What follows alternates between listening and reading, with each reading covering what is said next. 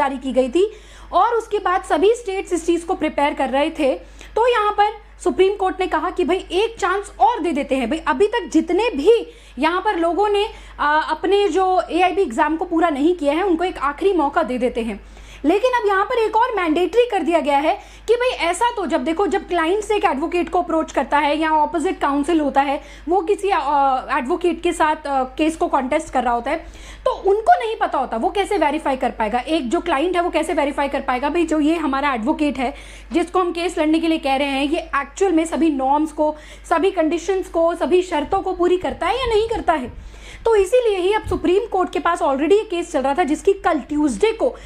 यानी कि 6 मई को यहाँ पर हियरिंग थी। तो सुप्रीम कोर्ट ने कहा बार काउंसिल को कि भाई बार काउंसिल ऑफ इंडिया आप ही होल एंड सोल हो, मतलब जो भी एक लीगल प्रोफेशन को देखते हैं, लीगल प्रोफेशन से रिलेटेड रूल्स एंड रेगुलेशंस को बनाते हैं, तो आपको इसको श्योर करना चाहिए, इंश्योर करना चाहिए भाई जितने भी एडवोकेट्स, ठीक है, एग्जाम नहीं दिया उनकी डिफॉल्टर लिस्ट बना दी जाएगी, बाकी हम चीज़ें कर लेंगे, लेकिन एटलीस्ट ये तो इंश्योर करो भाई जो भी यहाँ पर जज साहब के सामने कोर्ट में आके केस को लड़ रहा है क्या वो एक ऑथेंटिक एडवोकेट है या नहीं है। और एक ऑथेंटिक और एक सही एडवोकेट वही होगा जिसके पास सर्टिफिकेट ऑफ प्रैक्टिस होगा। और सर्टिफिकेट ऑफ प्रैक्टिस कैसे मिलेगा, जब वो ऑल इंडिया बार एग्जाम को कंप्लीट करेगा। तो आइए जानते हैं कि कल की हियरिंग में क्या हुआ और कोर्ट का यहाँ पर क्या कहना था, कौन से ऑनरेबल जस्टिस यहाँ पर थे। तो आइए पूरी न्यूज़ की तरफ चलते हैं। तो अब यहाँ पे मैंडेटरी कर दिया गया है क्या कि AIB स्टेटस अब आप वकालतनामा में लिखेंगे।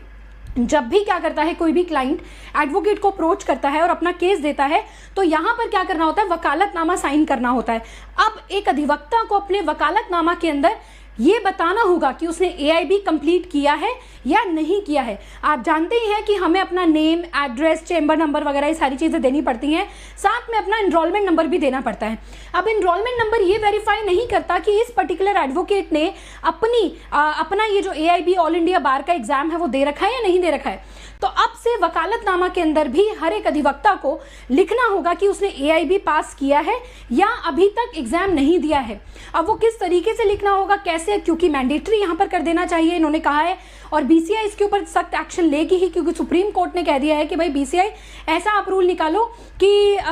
यहाँ पर क्या कर दी जाए, मैंडेटरी कर दिया जाए कि अपना AIB का स्टेटस हर एक एडवोकेट अपने वकालतनामा पे लिखेगा। अब आइए चलिए बात करते हैं क्या था ये ट्यूसडे यानी कि कल की हियरिंग है जहां पर उन्होंने बार काउंसिल ऑफ इंडिया को डायरेक्ट कर दिया कि आप इस चीज़ को मैंडेटरी बनाओ। भाई जितने भी अधिवक्ता हैं जिन्होंने 2010 के बाद